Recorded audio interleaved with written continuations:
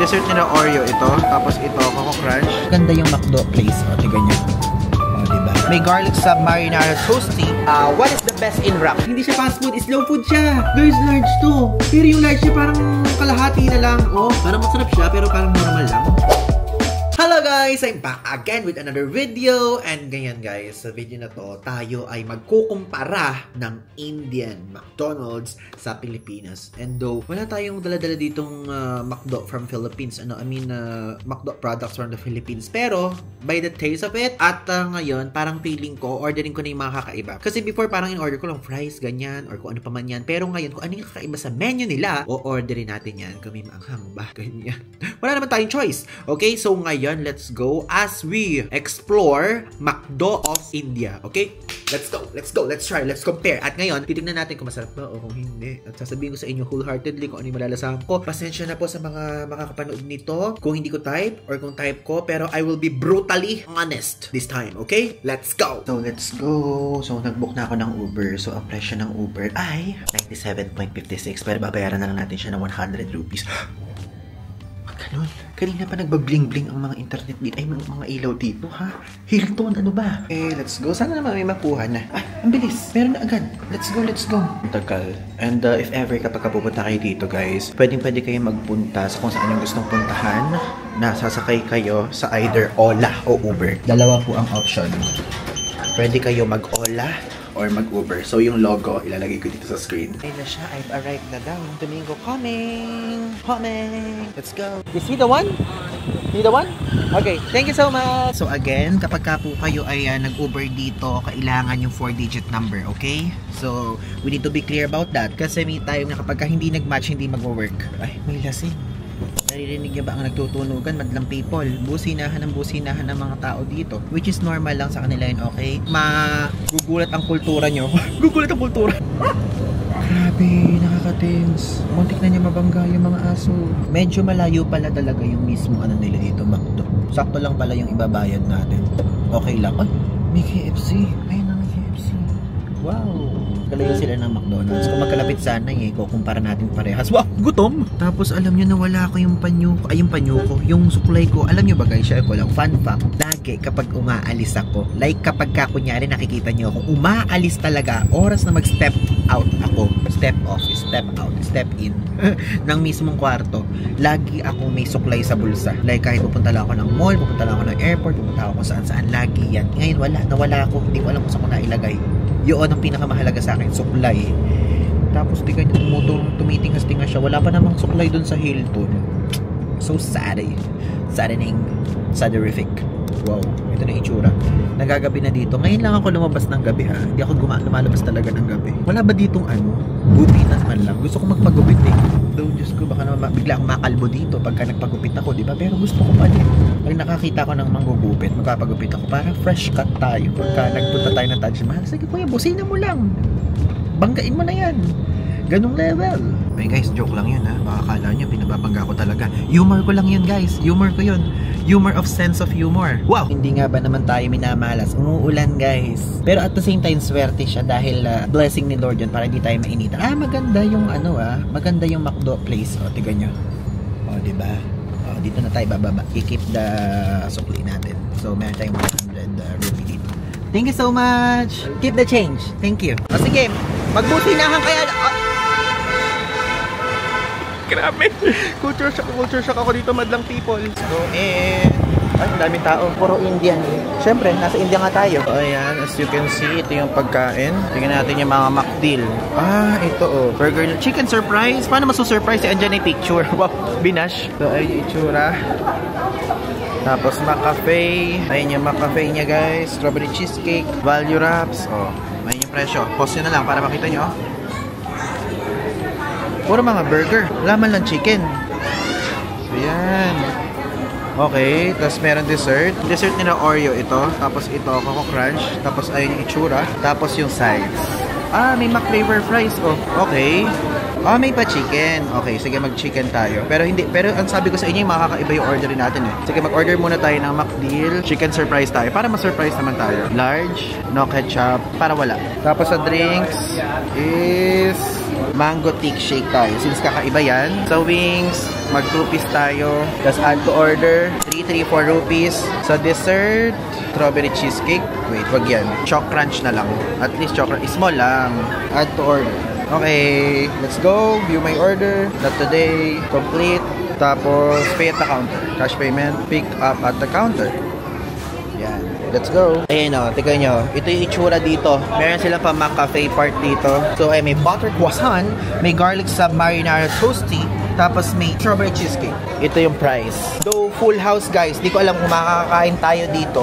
Ayan. Diba? Hello! Nagalaw ako sa boss nila dito pero hindi ako kinikian. So, hot beverage, meron, cold beverage, meron. Para magbayad na tayo. Since yan, dito tayo magbabayad. Ayan.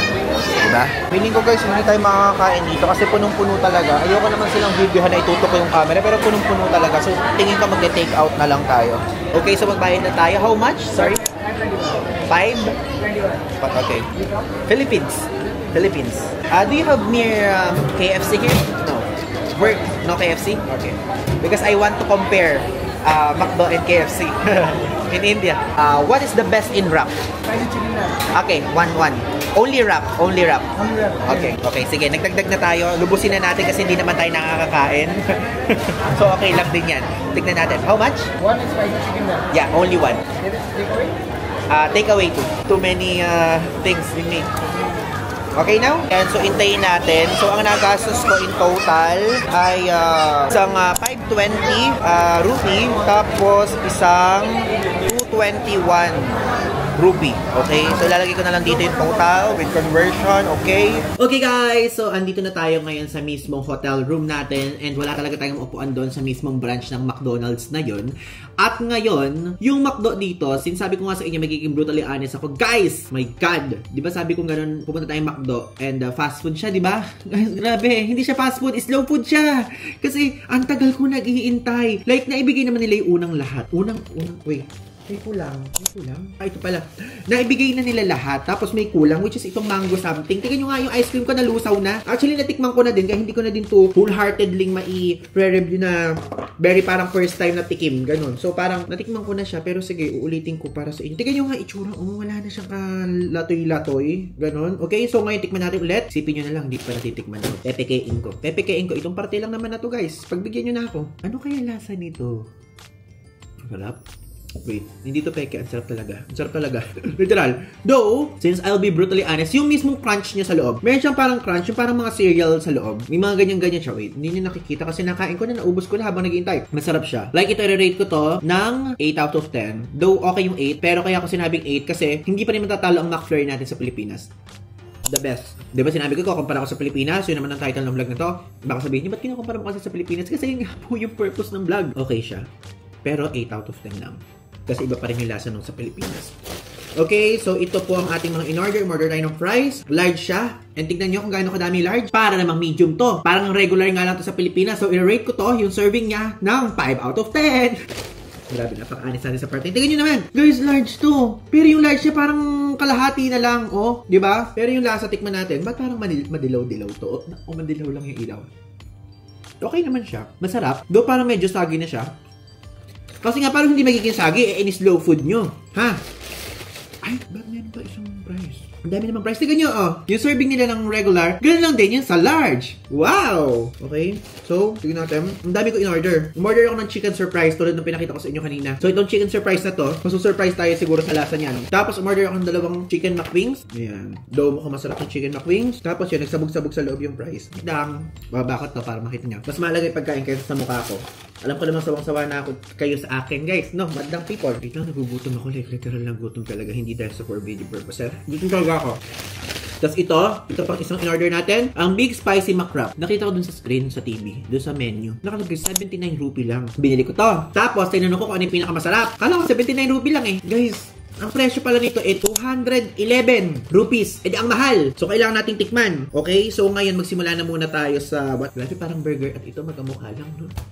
Burger muna tayo. Burger ang tikman nating una kasi chicken surprise to. Grabe naman ang chicken surprise nyo. Talagang masusurprise ako sa loob kung ano laman yan kasi wala man lang kataba-taba. Okay, tikman natin. Oh, let's open.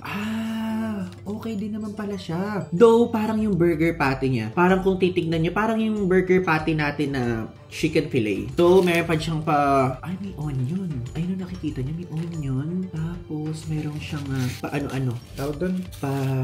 Sauce. Yung amoy niya, may onion. Okay? So, first bite.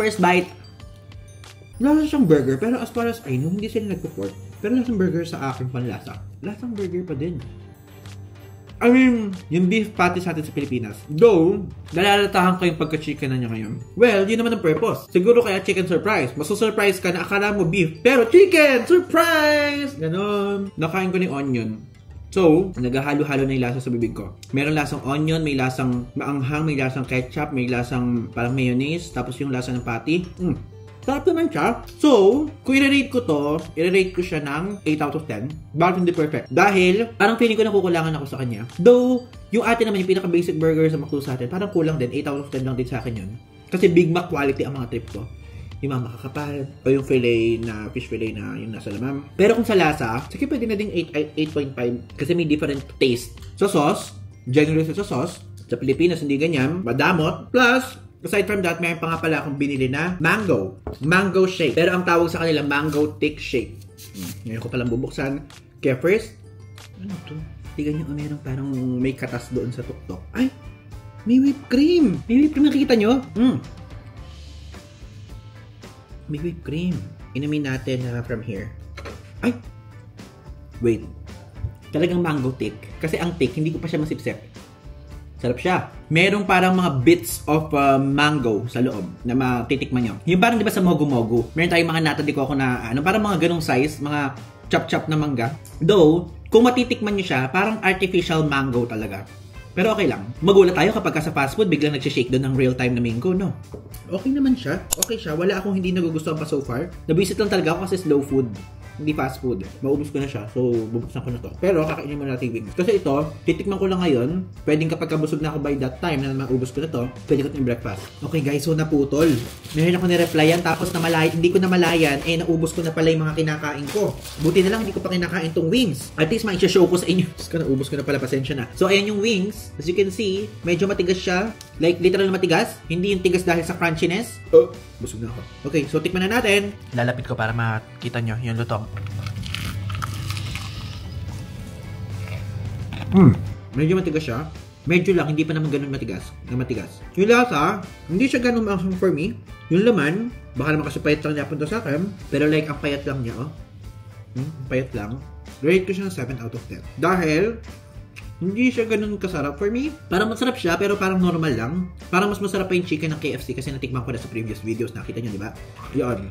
Though, ito lang kasi option lang chicken. Wala silang yung chicken na normal. Ang option lang nila ay McWings. Naririnig nyo ba yung kinakain ko? Tumutunog siya, though, hindi masarap yung pagkakatunog niya.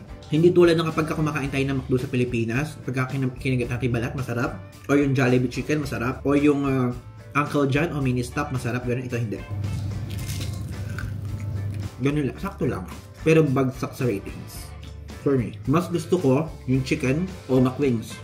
Or kung ano pa mang product ng chicken ng McDo, Philippines. Okay. That's my rating for this one. So, tinignan ko pa tong isa. Tinignan ko kung same ba sila ng judgment. Baka kasi mamaya masarap to. Pero ganun din. Ang hirap ng gawin nyo. Kumbaga mas, to be honest, mas na happy ako sa KFC, India. Kumpara sa McDo India. Okay, so kinabukasan, kinakain ko tong wrap nila. Masarap guys, maanghang. Though, lasang-lasa may mga onion. So for its price, for its sarap, for its solidability, may solidability ba? I-rate ko to ng 9 out of 10 kasi okay siya sa sarap. Must try pag punta kayo India. Spicy wrap nila to. Spicy chicken wrap, okay? Yun lang.